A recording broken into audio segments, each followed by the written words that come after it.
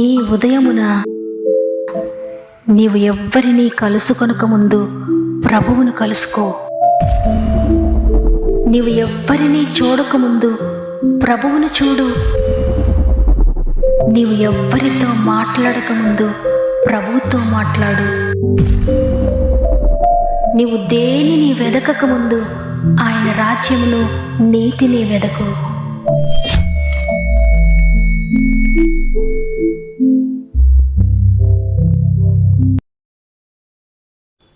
Praise the lord. ఈ ఉదయకాలమున God first అనే ఉదయకాల ధ్యానములకు మిమ్మల్ని అందరినీ మరొకసారి ప్రేమతో ఆహ్వానిస్తూ ప్రభునామంలో మీ అందరికీ నా యొక్క శుభాలు తెలియజేస్తూ ఉన్నాను. ఈ ఉదయాన్ని మీరంతా ఎలా ఉన్నారు? ప్రియ దేవుని బిడ్డలారా, దేవుని కృపలో బాగున్నారు కదా? ఉదయాన్నే లేచిన వెంటనే మొట్టమొదటి మాట దేవునితో మాట్లాడితే మనసులో ఎంతో నెమ్మది, ఎంతో ప్రశాంతత కలుగుతుంది. చూడండి, తెల్లవారుజామున పక్షులన్నీ కూడా దేవుని స్తుతిస్తూ ఆయనను ఆరాధిస్తూ ఉంటాయి. అవి స్తుతితో వాటి దినాన్ని ప్రారంభిస్తూ ఉంటే ఆ రోజంతా వాటికి అన్నీ కూడా అనుగ్రహిస్తున్నాడు దేవుడు. వాటిని పోషిస్తూ ఉన్నాడు, వాటికి ఆరోగ్యం ఇస్తూ ఉన్నాడు, వాటికి కావలసినవన్నీ సమకూరుస్తున్నాడు. అడవిలో అరిచే కాకిపిల్ల శబ్దాన్ని కూడా పట్టించుకొని దానిని కూడా పోషిస్తున్న దేవుడు. నీవు ఉదయాన్నే లేచి ఆయనను స్తుతించి ఆయనను ఆశ్రయించినట్లయితే నీకు కూడా తోడే ఉంటాడు, నిన్ను కూడా పోషిస్తాడు, నీకు కావలసినవన్నీ కూడా సమకూరుస్తాడు. ఈ మాటలు వింటున్న మీరు ఏ శ్రమలో ఉన్నా మీ ప్రతి ప్రార్థన అవసరత నాకు తెలియచేయండి కామెంట్ ద్వారా. తప్పక మీ కొరకు ప్రార్థించి మీ ప్రేయర్ సపోర్ట్ చేయడానికి ఇష్టపడుతున్నాను.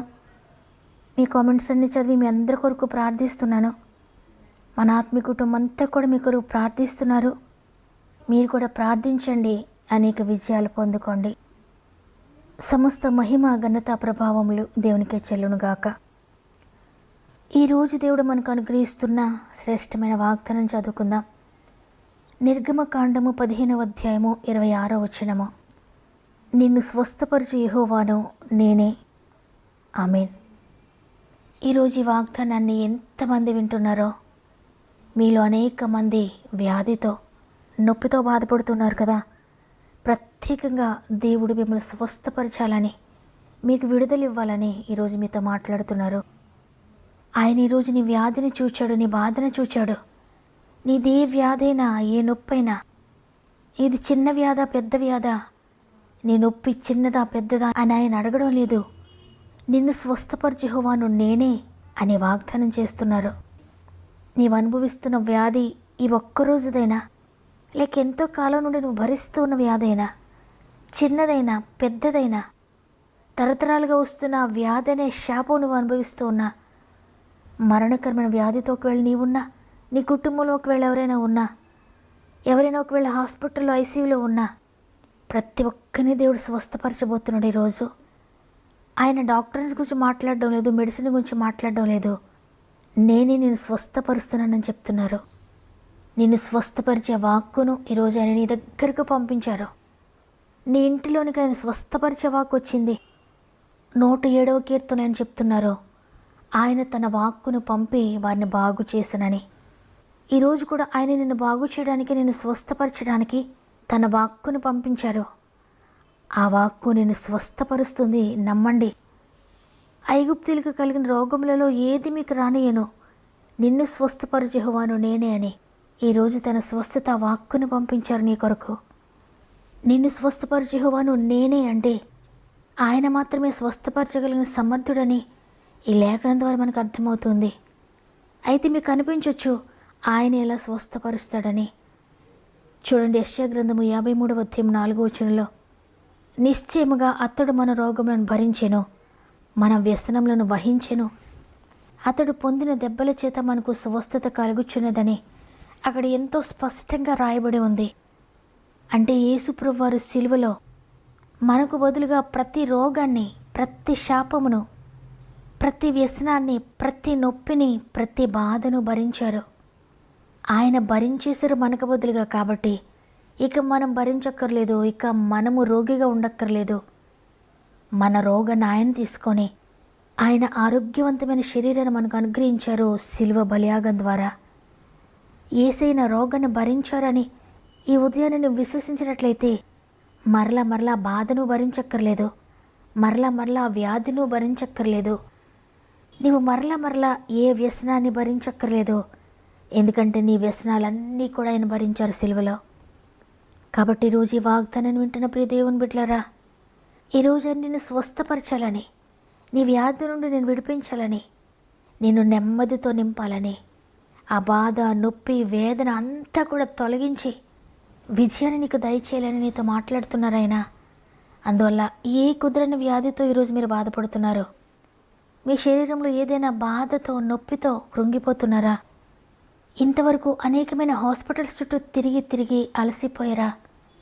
డాక్టర్స్ మీద, మందుల మీద నమ్మిక ఉంచి నలిగిపోయారా? డాక్టర్స్ ఓడిపోయారా? మందులు ఓడిపోయినావా? మందులు ఓడిపోయినా, డాక్టర్స్ ఓడిపోయినా యేసయ్య ఓడిపోరు. నీకు స్వస్థతనిచ్చేది మెడిసిన్ కాదు, డాక్టర్స్ కాదు. నీకు స్వస్థతనిచ్చేది ప్రభువు మాత్రమే. కేవలం నీ శరీర స్వస్థత మాత్రమే కాదు. ఈరోజు ఒకవేళ పాపంతో నలిగిపోతున్నావేమో, పాపపు ఉచ్చులో పడిపోయి ఉన్నావేమో, నిన్ను స్వస్థపరుస్తాడైనా. ఒకవేళ నీవు చేసిన నీ ప్రయత్నాలు, మానవ ప్రయత్నములన్నీ కూడా విఫలమైపోయినా ఆయన మాత్రం విఫలమవ్వడు. కాబట్టి ఈరోజు అందరం కూడా ఒక్కసారి విశ్వాసంతో ప్రభు పాదాలు పట్టుకుందాం. ఎందుకంటే విశ్వాస సహితమైన ప్రార్థన ఆ రోగిని స్వస్థపరచును అని యాకోబు పత్రిక 5వ అధ్యాయంలో రాయబడి ఉంది. ఈరోజు ఎంతమంది విశ్వాసంతో మోకరిస్తున్నారో యేసు ప్రభువు ఇప్పుడే నేను ముడుతూ ఉన్నాడు. నమ్మి స్వస్థతను రిసీవ్ చేసుకోండి. ప్రతి ఇంట్లో స్వస్థత కార్యములు జరగబోతున్నాయి. ప్రతి ఒక్కరూ కూడా యేసు రక్తాన్ని ఆశ్రయించండి. అయ్యా, నేను భరించవలసిన శిక్ష మీరు భరించారు, నేను భరించవలసిన శాపాన్ని మీరు భరించారు, నేను భరించవలసిన పాపంను మీరు భరించారు, నేను భరించాల్సిన ఈ నొప్పిని, బాధని, రోగాన్ని, వ్యాధిని మీరు భరించారు సిలువలో. అందువల్ల ఈరోజు నేను స్వస్థత పొందుకుంటున్నాను. నా కొరకు వెల చెల్లించబడింది. క్రీస్తు నా స్వస్థత కొరకు వెల చెల్లించారు, నా ఆరోగ్యం కొరకు వెల చెల్లించారు. నేను శాంతిగా, సమాధానంగా, నెమ్మదితో ఉండటానికి ఆయన వెల చెల్లించారు. ఎంతమంది అయితే వ్యాధితో ఉన్నారో ఈ ఉదయాన, ఏ నొప్పితో ఉన్నా, మీ సిచ్యువేషన్ ఎంత భయంకరంగా దిగజారిపోయిన పరిస్థితిలో ఉన్నా సరే కలవరపడద్దు. యేసు రక్తం నన్ను స్వస్థపరుస్తుందా అనుకోవద్దు. మృతులను సజీవులుగా చేసే దేవుడు చనిపోయి 4 దినములున్న తర్వాత లాజరు శరీరాన్ని తిరిగి జీవంతో నింపి బ్రతికించి నిలబెట్టాడు. అదే స్వస్థతా శక్తి ఈరోజు నిన్ను తాకబోతుంది. అదే జీవము ఈరోజు నీలోనికి వస్తుంది. లాజరు యొక్క కుళ్ళిపోయిన ప్రతి అవయవము కూడా ఏ విధంగా జీవాన్ని పొందుకున్నాయో, ఏ విధంగా తిరిగి పనిచేయడం ప్రారంభించాయో, ఈరోజు నీ శరీరంలో కూడా పాడైన అవయవాలు ఉన్నాయా? పాడైన పరిస్థితులు ఉన్నాయా? ఎంతగా పాడైన స్థితిలో ఉదయానున్నా నేను తిరిగి స్వస్థపరచడానికి ప్రభు నీ దగ్గర ఉన్నారు. ఆయన నిన్ను ముట్టాలని, నిన్ను స్వస్థపరచాలని, నీకు విడుదల ఇవ్వాలని కోరి నీ దగ్గరకు అంటూ వచ్చారు. ఆయన వాక్కు నీ దగ్గరకు వచ్చింది. ఆయన వాక్కును గట్టిగా పట్టుకోండి. నమ్మిన వారందరూ కూడా ఒక్క నిమిషం నాతో మోకరిస్తారా? ప్రార్థన చేద్దాం. చెప్పుకుంటే సిగ్గు చేటని నేస్తమా, చెప్పకుంటే గుండె కోతని, చెప్పుకుంటే సిగ్గు చేటని నేస్తమా, చెప్పకుంటే గుండె కోతని, నీలో నీవే కృంగిపోతున్నావా, అందరిలా ఒంటరివై పోయావా, నీలో నీవే కృంగిపోతున్నావా, అందరిలో ఒంటరివై పోయావా, జీవిడువని యేసు దేవుడు ఆదరించి ఓదార్చును, నిన్ను ఆదరించి ఓదార్చును, చెప్పుకుంటే సిగ్గు చేటని నేస్తమా, చెప్పకుంటే గుండె కోతని. ప్రేమగల తండ్రి, నీకు వందనాలు. నీ కృప చేత మరి ఒక దినాన్ని మాకిచ్చి ఈరోజు మరి ఒక వాగ్దానంతో మమ్మల్ని బలపరిచి నేను స్వస్థపరిచి యెహోవాను నేనే. మీరే వ్యాధితో ఉన్నా, ఈరోజే నేను స్వస్థపరుస్తున్నానని వాగ్దానం చేశారు. తండ్రి, ఈరోజు ఎంతమంది రోగులుగా ఉన్నారో, వ్యాధితో ఉన్నారో, అవయవాలు పాడైన స్థితిలో ఉన్నారో, వారు భరించలేని నొప్పితో బాధపడుతున్నారో, మరణకరమైన వ్యాధుల్లో ఉన్నారేమో, ఇంటెన్సివ్ కేర్లో ఉన్నారేమో, మరణకరమైన వ్యాధితో ఉన్న వారి సిచ్యువేషన్లో ఉన్న తండ్రి, ఇప్పుడే ప్రతి జీవితంలో అద్భుతం జరిగిస్తున్నందుకు వందనాలయ్యా. వారి తల నుండి అరికాలి వరకు ప్రతి చోట, ప్రతి అవయవములో యేసు రక్తాన్ని ప్రోక్షిస్తున్నాను తండ్రి. ప్రతి ఇంటిలో స్వస్థత కార్యములు జరుగునుగా యేసు నామములో. ఏ వ్యాధితో, ఏ బాధతో ఈరోజు ప్రార్థనలు ఏకీభవిస్తున్నారో పరిశుద్ధాత్ముడ ఇప్పుడే ప్రతి ఒక్కరిని తాకండి నాయనా. ఇప్పుడే ప్రతి శరీరాన్ని తాకండి. ఇప్పుడే ప్రతి అవయవాన్ని తాకండి. ఎంతమంది నొప్పితో బాధపడుతూ, రోగంతో బాధపడుతూ వారి చేతిని ఆ రోగంపై ఉంచారో, నొప్పిపై ఉంచారో, అద్భుతకరమైన స్వస్థత శక్తి వారి చేతిని తాకి, వారి శరీరాన్ని తాకి స్వస్థపరుస్తున్నందుకు వందనాలయ్యా. పరిశుద్ధాత్మ దేవా, ప్రతి గృహంలోనికి రండి, ప్రతి ఒక్కరిని ముట్టండి. ఎంతమంది అయితే నమ్మలేక నన్ను స్వస్థపరుస్తాడా, ఆయన నన్ను విడిపిస్తాడా నిజంగా అని అవిశ్వాసంతో ఉన్నారో, యేసు నామములో అవిశ్వాసమైన దురాత్మ కాలిపోవునుగాక. యేసు నామములో ప్రతి అనారోగ్యం నుండి సంపూర్ణ స్వస్థత కలుగునుగాక.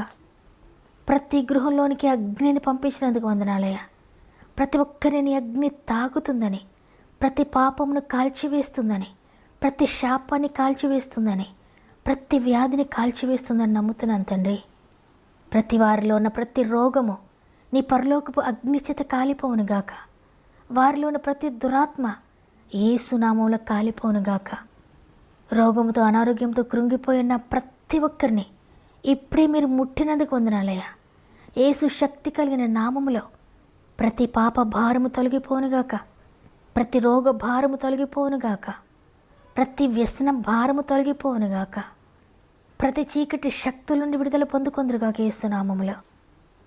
అయ్యా, ప్రతి ఒక్కరిని ముట్టినందుకు, ప్రతి ఒక్కరిని స్వస్థపరిచి లేవనెత్తినందుకు నీకు వందనాలు చెల్లించుకుంటూ, ఎంతమంది అయితే సమస్యలు, శోధనలో వారి ప్రార్థన విన్నపములు తెలియజేస్తున్నారో ప్రతి ఒక్కొక్కరిని పేరు పేరు చొప్పున జ్ఞాపకం చేసుకోండి అయ్యా. వారి రోగం ఎంత భయంకరమైనదైనా ఇప్పుడే ముట్టి స్వస్థత ఇచ్చినందుకు వందనాలు చెల్లించుకుంటూ, వారి ప్రార్థన అవసరతలన్నీ కూడా నీ చేతిలో పెడుతున్నాను. ప్రతి కామెంట్ మీద యేసు రక్తం ప్రోక్షిస్తున్నాను తండ్రి. ఎందుకంటే ఆ రక్తమే విజయం, ఆ రక్తమే స్వస్థత, ఆ రక్తమే విడుదల, ఆ రక్తమే విమోచన. అద్భుతాలు జరిగించినందుకు వందనాలు తండ్రి. ఈరోజు ప్రత్యేకంగా పుట్టినరోజులు, పెండ్లి రోజులు జరుపుకున్న వారందరినీ కొన్ని బలమైన చేతులకు అప్పగించుకుంటూ సంవత్సరం అంతా తోడుగా ఉండి నడిపిస్తారని, ఈ దినమును ప్రారంభిస్తూ ఉండగా రోజంతా ప్రతి ఒక్కొక్కరికి తోడండి, అద్భుతకరమైన విజయం దయచేస్తున్నారని నమ్మి యేసయ్య పరిశుద్ధమైన నామంలో అడిగి వేడుకుంటున్నాను తండ్రి. ఆమేన్. ఈ వాగ్దానాన్ని విన్న ప్రియ సహోదరి, ప్రియ సహోదరుడా, మీ వ్యాధి ఎంత పెద్దదో ఆలోచించొద్దు. దేవుడు ఎంత గొప్పవాడో ఆలోచించండి. ఆయన నమ్మండి. నమ్మిన వారందరూ స్వస్థత పొందుకోబోతున్నారు. ఈ వాగ్దానం ద్వారా నేను బలపరచబడ్డానన్న వారందరూ కూడా ఆమెను కామెంట్ చేయండి. లైక్ చేయడం, షేర్ చేయడం మర్చిపోకండి. వ్యాధితో ఉన్న అనేక మందికి వాగ్దానాన్ని షేర్ చేయండి. ప్రతి ఒక్కరిని దేవుడు స్వస్థపరచబోతున్నాడు. దేవుని చిత్తమైతే తిరిగి రేపు అందరం కలిసి ఆయనను స్తుతిందాం. అంతవరకు ప్రభు మీకు, మీ కుటుంబాలకు తోడేండి నడిపించును గాక. God bless you.